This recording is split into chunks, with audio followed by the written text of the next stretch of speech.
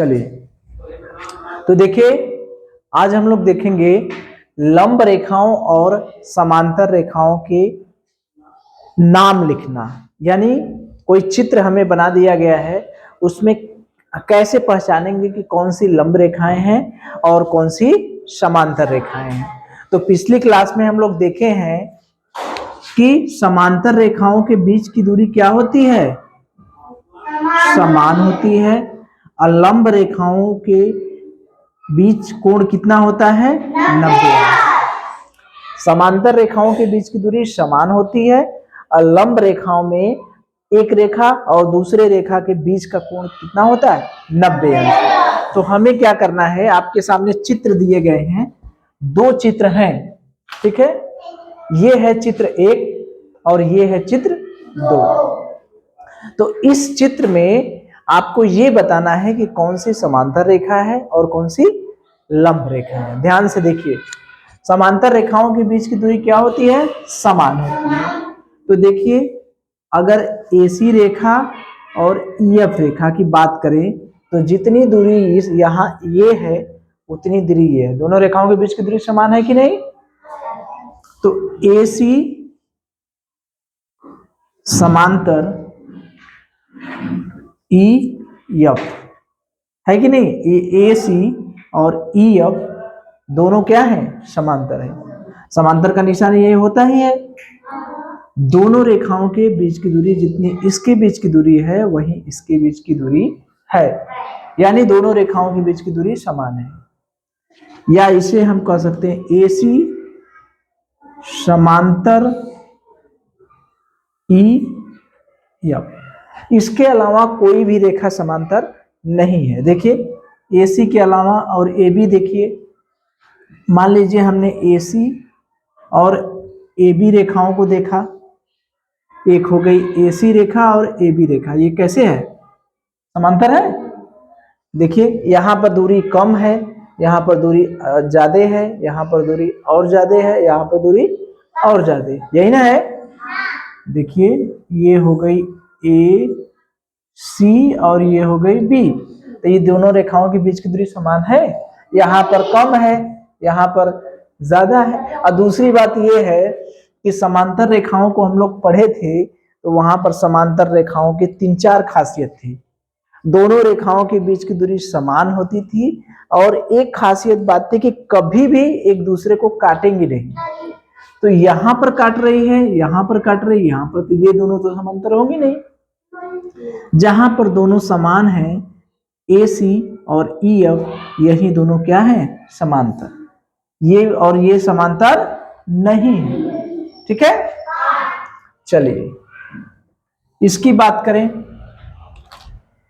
इस चित्र में ध्यान से देखिए, इस चित्र में देखिए कि ये 90 अंश दिखाया है, इसका मतलब ये RQ यानी QR और QT, ये दोनों रेखाएं एक दूसरे के क्या हैं, लंब है। 90 अंश है, 90 अंश है। तो जब दोनों रेखाओं के बीच का कोण कितना होता है, 90 अंश, तो वो दोनों रेखाएं एक दूसरे की क्या होती हैं, लंबवत होती हैं। क्या होती हैं, लंबवत। तो यानी QT लंब QR कर सकते हैं हम। ये दोनों एक दूसरे के लंब है कि नहीं।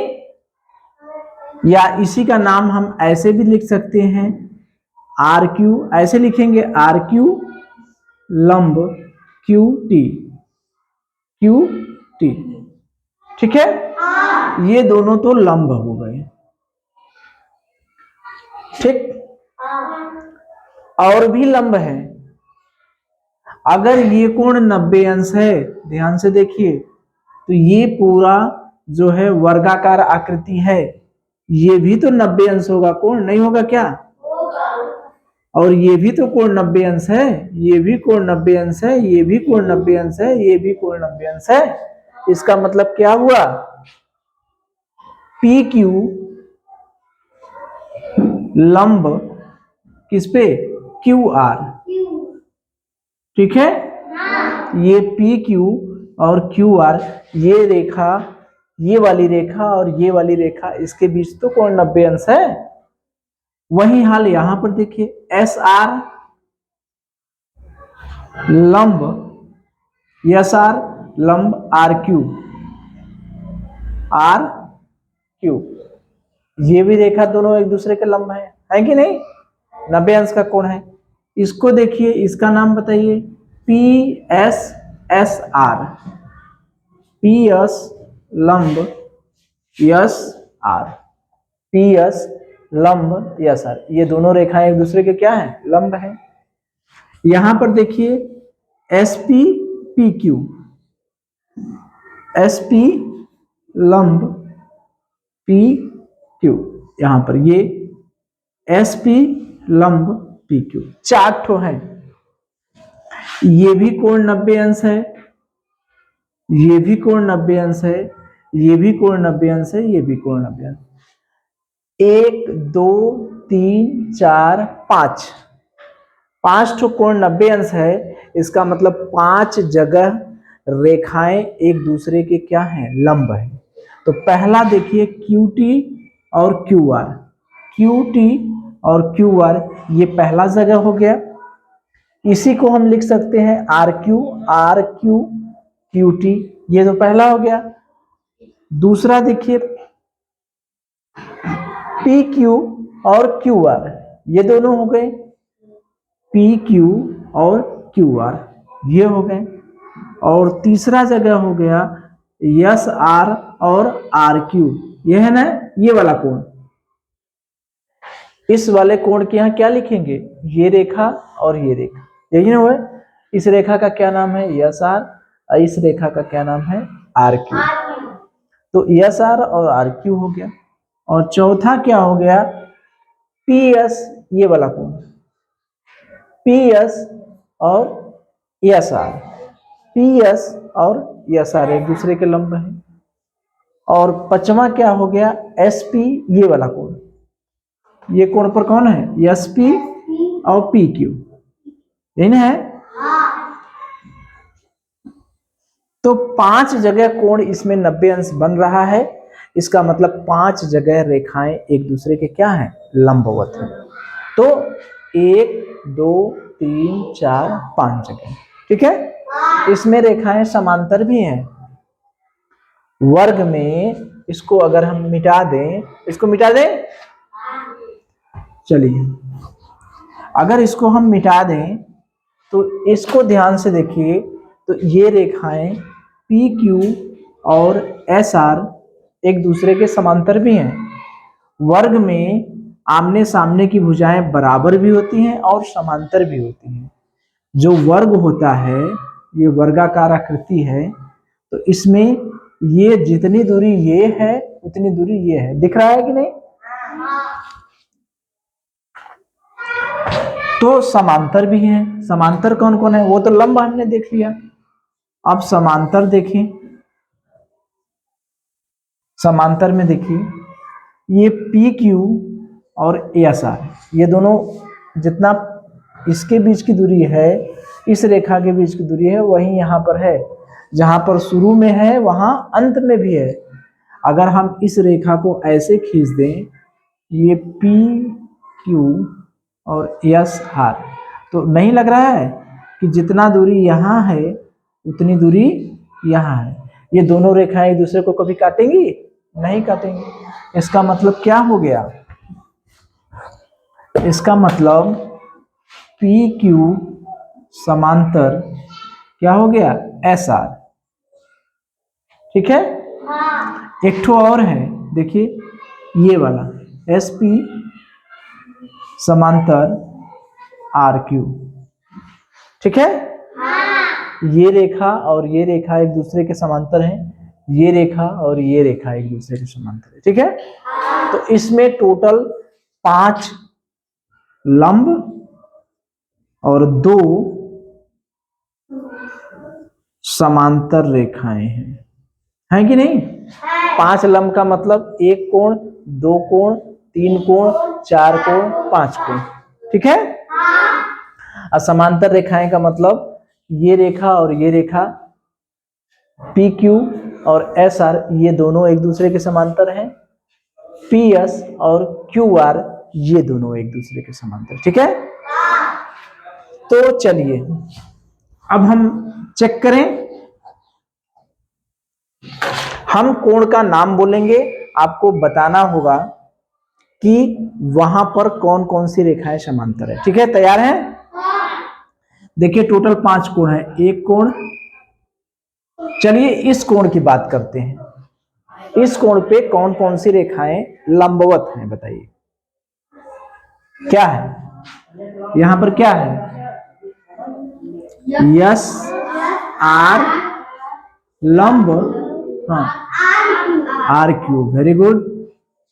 यहां पर बताइए इस 90 अंश पर यस पी लंब पी क्यू, वेरी गुड। एक ठो मुझे समांतर रेखा बता दीजिए, एक ठो S R P Q, very good, ठीक है। तो इस तरह से चित्र बना देगा तो आपको लंब रेखा और समांतर रेखा पहचान लेंगे, उसके नाम लिखना रहेगा, लिख लेंगे। एक आध चित्र और बनाया जाए, चलिए चलिए। तो देखिए एक आध सवाल हम लोग और किया जाए। एक चित्र ये है एल एम एन ओ, ठीक है। तो इसमें देखिए अगर हम लंब रेखाओं की बात करें तो हमें लगता है कि लंब रेखाएं कोई नहीं है, क्योंकि लंब रेखाओं के बीच कोण कितना बनना चाहिए? 90 अंश। 90 अंश के लिए एक रेखा ऐसे और ठीक उस पे सीधी रेखा ऐसे कटनी चाहिए, तिखे नहीं होनी चाहिए ना, क्योंकि ये भी कोण 90 अंश होता है, ये भी कोण 90 अंश होता है। तो अगर एक सीधी रेखा है तो उस पे एक लंब रेखा खींच रहे हैं तो ये कोण और ये कोण दोनों कोण बराबर होने चाहिए, यानी ये रेखा एकदम सीधी होनी चाहिए। तो क्या इस चित्र में कोई ऐसा रेखाएं दिख रही हैं? देखिए यहां पर भी ये कोण ज्यादा है, ये कोण कम है, कहीं सीधा नहीं है कहीं? 1 2 3 4 टोटल 4 कोण बन रहे हैं, लेकिन कहीं भी एक रेखा दूसरे पर लंब नहीं दिख रही है। दिख रही है क्या? कहीं है? ढूंढा जाए, कहीं दिख रही है? बताइए, कहीं भी एक रेखा दूसरे रेखा पे लंब दिख रही है? कहीं नहीं दिख रही है। इसका मतलब इस चित्र में लंब रेखा कोई नहीं है कोई क्या? बताइए। लेकिन समांतर रेखा है। समांतर रेखा का मतलब इस रेखा के बीच की दूरी और इस रेखा के, समांतर रेखा का मतलब कि जैसे मान लीजिए एक रेखा ये हो गई और एक रेखा ये हो गई, ठीक है। सीधा दिख रहा है ना थोड़ा सा। चलिए वही चीज ये किया गया है, देखिए इसको ऐसे मिला देंगे और इसको ऐसे मिला देंगे, यही आकृति बन रही है ना। तो यहां पर क्या है, जितना दूरी ये है, जितना दूरी ये है उतना दूरी ये है, दोनों के बीच की दूरी समान है कि नहीं? लग रही है कि कहीं मिलेंगी, एक दूसरे को कहीं जाके काट सकती हैं? नहीं। इसका मतलब ये रेखा क्या है? समांतर है। ये रेखा क्या है? यल यम और ओ यन। इसी तरह से ये भी रेखा है, देखिए ओ यल और ये है ऐसे थोड़ा सा आगे है, ये है एन यम, है कि नहीं? ये भी तो समांतर है, जितनी दूरी ये है उतनी दूरी ये है, दोनों रेखाएं एक दूसरे को कहीं नहीं काटेंगी। अभी नहीं जान रहे हैं, आगे जानेंगे। तो इसे कहते हैं समांतर चतुर्भुज, समांतर चतुर्भुज, ठीक है।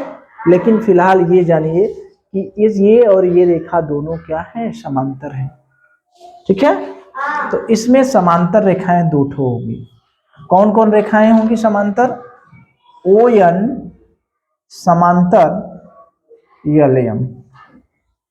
ओ एन, ये ओ एन जो है यल यम के समांतर है। ये वाली रेखा इस रेखा के क्या है, समांतर है। यहां पर देखिए ऐसे ओ एल एम एन की, ओ एल समांतर यन यम, ठीक है। दो रेखाएं समांतर हैं, कौन कौन, पहला ओ एन समांतर यल यम और दूसरा ओ एन समांतर एल एम और ओ एल समांतर एन एम। ओ एल समांतर, ये लंब लिख दिए क्या, समांतर एन एम, ठीक है। चलिए मिटा दे इसको। चलिए तो देखिए इसमें लंब रेखाएं तो कोई नहीं है, ये तो हमें पता चल गया कि लंब रेखाएं कोई नहीं है, यानी दोनों रेखाओं के बीच कहीं भी कोण 90 अंश नहीं है, तो लंब रेखा नहीं है। अब समांतर रेखाओं का नाम आपको बताना है, हमने तो बता दिया। समांतर रेखाओं के नाम आपको बताना है कि अगर हम ओएन की बात करते हैं, इस ओएन रेखा की बात करते हैं, तो यह रेखा किस रेखा के समांतर होगी, बताइए। यल यम, वेरी गुड, ठीक है। अगर हम ओएल रेखा की बात करते हैं, इस रेखा की बात करते हैं, तो यह रेखा किस रेखा के समांतर होगी, यन यम, वेरी गुड, ठीक है। तो ये इस तरह से भी अगर चित्र बनाया रहेगा तो ऐसी बात नहीं है कि कोई लंब रेखा नहीं रहेगी तो हम जबरदस्ती लंब रेखा लिख दें।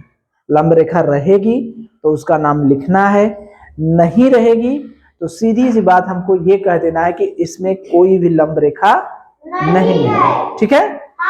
आगे चलें, चलिए इस चित्र की बात की जाए। देखिए चित्र में 1 2 3 4 5, 1 2 3 4 5 भुजाएं, जिसमें 3 भुजाएं होती हैं उसे त्रिभुज, जिसमें 4 भुजाएं होती हैं उसे चतुर्भुज, जिसमें 5 भुजाएं होती हैं उसे पंचभुज, जिसमें 6 भुजाएं होती हैं उसे खष्टभुज, ठीक है। ये नाम होते हैं। तो इसमें 1 2 3 4 5 भुजाएं हैं। अब इसमें ये देखना है कि कौन सी रेखा किस रेखा के समांतर है और कौन सी रेखा किस रेखा के लंबवत है। तो अगर लंब रेखाओं की बात की जाए तो क्या इसमें कोई लंब रेखा दिख रही है, कोई भी दो रेखाएं ऐसी दिख रही हैं जो एक रेखा दूसरे पर 90 अंश का कोण बनाती है, बताइए। ऐसा कोई चित्र में दिख रहा है, नहीं है। तो इसका मतलब कि इसमें कोई भी लंब रेखा नहीं है, कोई लंब रेखा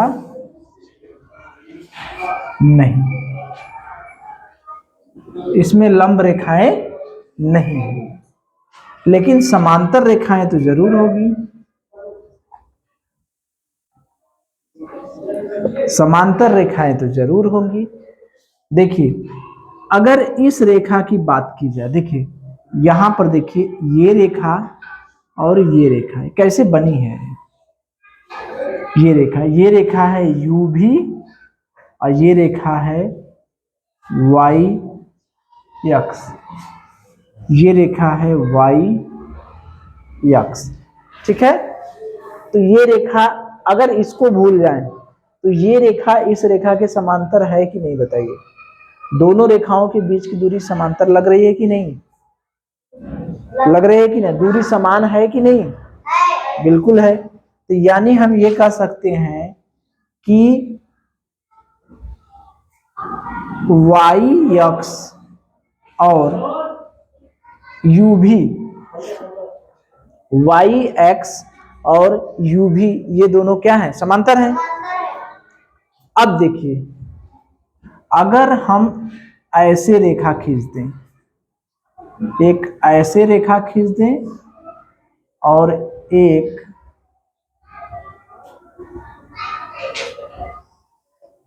ऐसे रेखा खींच दें, ठीक है, समझ रहे हैं। इसको अगर हम ऐसे खींच दें, इसी के जस्ट दोनों के बीच की दूरी समान रखें, ऐसे एक ऐसे खींच दें, ऐसे खींच दें, इसकी दूरी और इसकी दूरी समान है।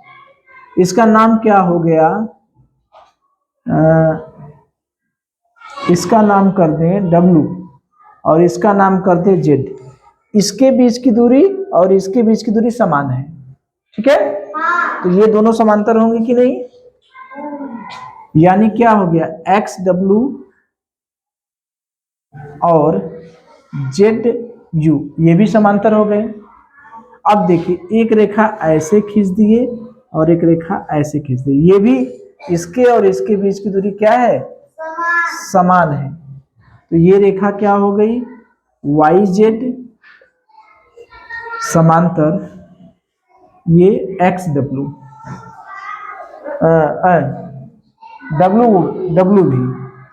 W भी। तो ये ऐसी से बना है ना चित्र। ये वाला जो चित्र बना है कैसे बना है, इसको अलग अलग हमने कैसे किया, देखिए ये दो समांतर रेखाएं थी, ठीक है, फिर एक समांतर रेखा और आ गई यहां से, ये दो समांतर रेखाएं हो गई, फिर दो समांतर रेखाएं और आ गई। तो इसका मतलब क्या हुआ, ये रेखा और ये रेखा ये इसके समांतर है, ये इसके समांतर है और ये इसके समांतर है। जो जिसके सामने पड़ रहा है वो उसके क्या हो जा रही है, समांतर हो जा रही है। तो इसमें देखिए 1 2 3 4 5 6 कितनी भुजाएं हैं, 6 भुजा। तो इस भुजा के सामने कौन है, ये भुजा, इस भुजा के सामने कौन है, ऊपर वाली भुजा, इस भुजा के सामने जो है ये वाली भुजा, ठीक है। तो ये दोनों आमने सामने की भुजाएं बराबर होंगी, यानी ये सॉरी बराबर नहीं समांतर होंगी। यू भी जो है वो किसके समांतर होगा, वाई एक्स के, इसी के सामने ये पड़ रहा है ना, इसके सामने जो पड़ रहा है वो यानी जेड यू एक्स डब्ल्यू के समांतर होगा और डब्ल्यू भी वाई जेड के समांतर होगा। इसको हम लोग कहते हैं खष्टभुज, ठीक है। खष्टभुज में आमने सामने की भुजाएं क्या होती हैं, समांतर होती हैं। इसी तरह से जैसे हम लोग आयत पढ़ते हैं, आयत में आमने सामने की भुजाएं क्या होती है, समांतर होती हैं। ये भुजा इसके समांतर, ये भुजा इसके समांतर। वर्ग में भी यही हाल होता है, ये भुजा इसके समांतर, ये भुजा इसके समांतर, ठीक है। तो खष्टभुज में जिसे षष्ठभुज कहते हैं, खष्टभुज कहते हैं, उसमें आमने सामने की भुजाएं क्या होती हैं, समांतर होती हैं, ठीक है। तो नाम लिखेंगे इसका, समझ तो गए, इसका नाम लिखा जाए, चलिए टेस्ट लिया जाए, देखा जाए कितने लोग जानते हैं, ठीक है। चलिए हम एक रेखा लिख रहे हैं, उसके समांतर रेखा आपको बताना है कौन सी है, ठीक है। चलिए हम लिख रहे हैं जेड यू, जेड यू इस रेखा के समांतर कौन सी रेखा है, एक्स डब्ल्यू, वेरी गुड। चलिए वाई एक्स, वाई एक्स इस रेखा के समांतर यू भी, वेरी गुड, समझ गए सब।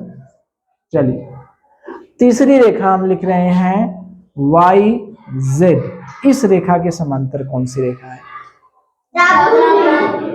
वाई जेड के डब्ल्यू भी, वेरी गुड, ठीक है। तो इसमें भी कोई लंब रेखा नहीं है, डब्ल्यू क्या लिखेंगे, डब्ल्यू वी ना, चलिए चलिए समझ गए, ठीक है। तो इसका मतलब ये हुआ कि अब कोई चित्र अगर बना रहेगा तो उसमें आप लंब और समांतर रेखाएं देखकर बता सकते हैं, उसका नाम लिख सकते हैं। अगर समांतर रेखाएं एक ठो हैं, दो ठो हैं, तीन ठो हैं, ये बता सकते हैं कि नहीं, बता देंगे। चलिए तो इसका मतलब हमने क्या सीखा, कोई चित्र बना है, इसमें समांतर और लंब रेखा का नाम लिख सकते हैं, लिख सकते हैं कि नहीं। लंब और समांतर रेखाओं की संख्या बता सकते हैं, बता सकते हैं। हम उस समांतर रेखा का, समांतर रेखा हो चाहे लंब रेखा हो, उसका नाम भी लिख सकते हैं और उनकी संख्या कितना है वो बता सकते हैं। संख्या का मतलब युग्म में संख्या। जब भी लंब रेखा और समांतर रेखा होती है तो जोड़ा में होती है कि नहीं। जैसे एक रेखा अगर हमने दे दिया ए बी, तो ये तो लंब या समांतर तो होगी नहीं, होती है क्या।